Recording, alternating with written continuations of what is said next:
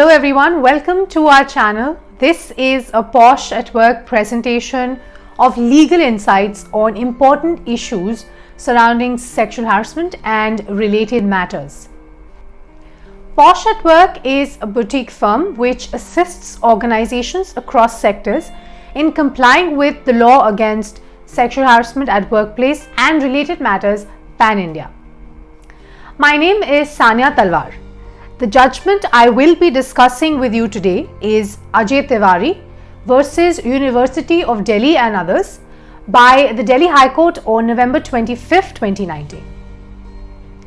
In a nutshell, the Delhi High Court held that since the relationship between Ajay Tiwari and the complainant M, who had filed a complaint of sexual harassment against him, was that of a teacher and a student, his argument that the complainant had allegedly consented to any relationship of a sexual nature with him was baseless and fell within the definition of sexual harassment as per the policy of the university.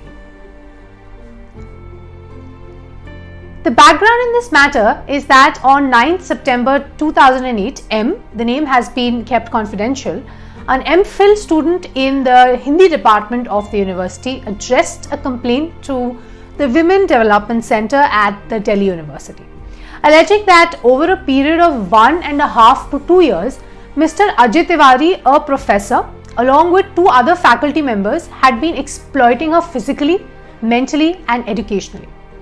Specifically, M had alleged that A.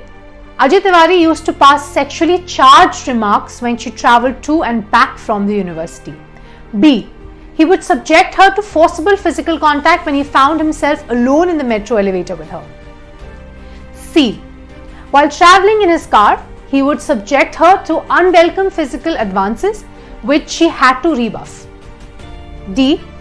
The intensity of the advances progressively increased, and when she tried to resist, Ajay Tiwari would threaten that he would ensure that she would fail her exams. She claimed to have engaged in sexually demeaning talks with Ajay Tiwari under such pressure out of fear. E. M referred to several text messages that she had received from Ajay Tiwari that she claimed were sexually charged. Accordingly, a sexual harassment complaint committee was constituted by the university to look into the complaints. During the inquiry, M alleged that sexual harassment committee had misbehaved with her during the investigation and wrote about it to the Vice Chancellor of the university. Accordingly, her complaint was transferred to a committee called Apex Complaints Committee. At this point, we must also note that the university had a three-tiered hierarchy to deal with complaints of sexual harassment. A College Complaints Committee or University Units Complaints Committee, an Apex Complaints Committee and an Executive Committee.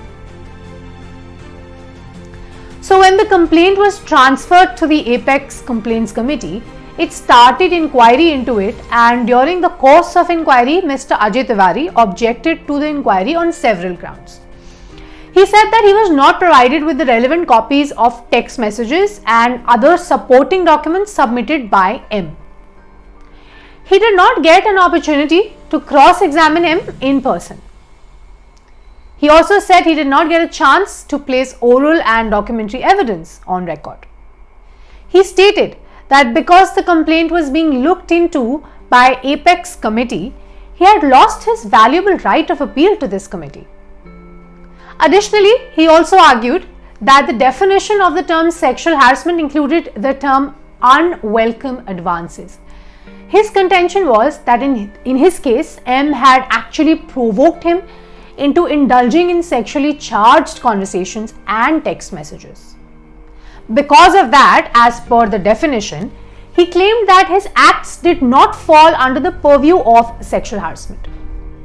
He claimed that even though on several occasions he had himself initiated and indulged in sexually colored behavior with him, he did so only when provoked by her. After the inquiry, the Apex Committee submitted a report according to which they found Ajay Tiwari guilty. The Apex Committee recommended punishment by A. Demoting him with a reduction in salary. B. Debarring him from holding any administrative position or position of authority in the university for the remainder of his service. C. Debarring him from membership of all selection committees for the remainder of his service. And D. Debarring him from being appointed as research supervisor in the future. Being unhappy with the recommendations of the Apex Committee, Ajay Tiwari appealed before the Executive Committee of the university.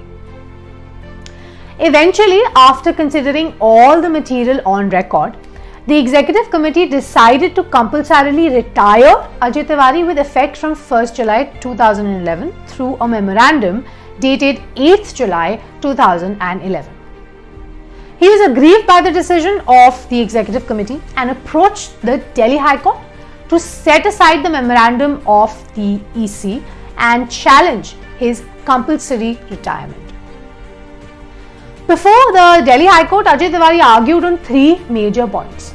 First, one of the members investigating his case, Professor Vidya Maurya, had specific bias against him. Second, he lost a valuable chance to appeal since the matter was transferred from Sexual Harassment Committee to Apex Committee. Third, sexual harassment includes unwelcome behavior. Since it was his contention that M had in fact provoked him, there was no question of unwelcome behavior and thus no sexual harassment.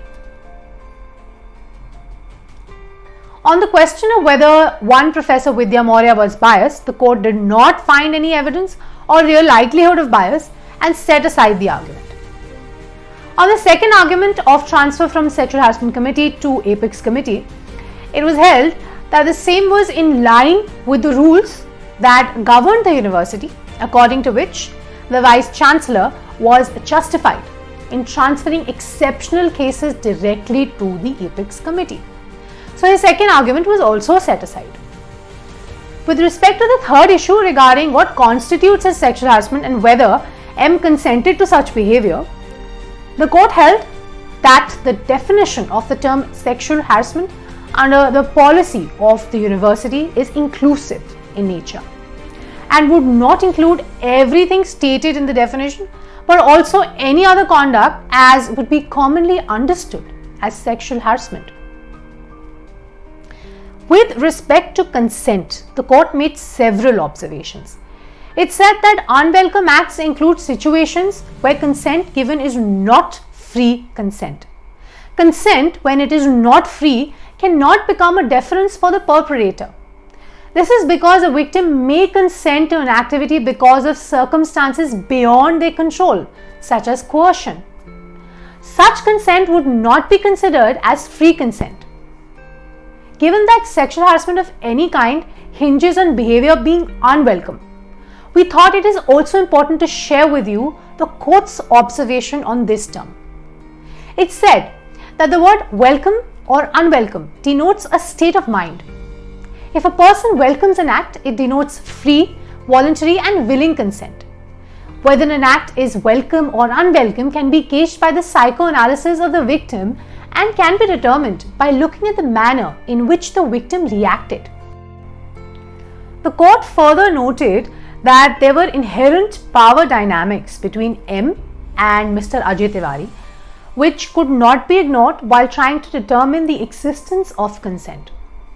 It also said that given that Ajay Tiwari had argued that there was consent and he was provoked, the court observed that the teacher in an educational institution is a teacher for every student in the institution. He was in loco parentis, not only towards the students whom he teaches, but to every student studying in the institution. During the time spent by a student pursuing her or his studies in an educational institution, the institution partakes of the character of a home away from home, and the teachers and institutions have responsibility to afford to every student in the institution the safety, security and sanctuary that the parents of the student would provide when the student is at home. A teacher who, instead of maintaining this high degree of moral conduct, indulges in sexually colored text messages or telephonic conversations with his student has no place in the institution. and is an insult to the entire teaching community. It also said that it is no defense to a teacher to urge that the student provoked him. Students may be impressionable, and infatuation towards a teacher on the part of a student is not an unknown phenomenon. It may be pardonable for a student to harbor such an infatuation towards the teacher. However, it is entirely unpardonable for the teacher to succumb to the infatuation and reciprocate. The court observed that a teacher trying to justify having committed acts of sexual color and connotation and then defending it by saying that it was consented to is unacceptable.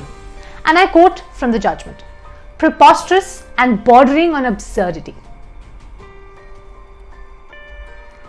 In our view, this judgment examines in great detail how consent is supposed to work and the inherent power dynamics that affect the existence or absence of consent. While looking at matters related to sexual harassment, especially while determining whether acts were welcome or unwelcome, it may be extremely important to determine and look into the effect of these power dynamics. If you have found this information helpful, please like our video and subscribe to our channel for regular updates. In case you have any queries about the law or our services or want any assistance, please visit our official website www.poshatwork.com or contact us. All links and other details are provided in the description below.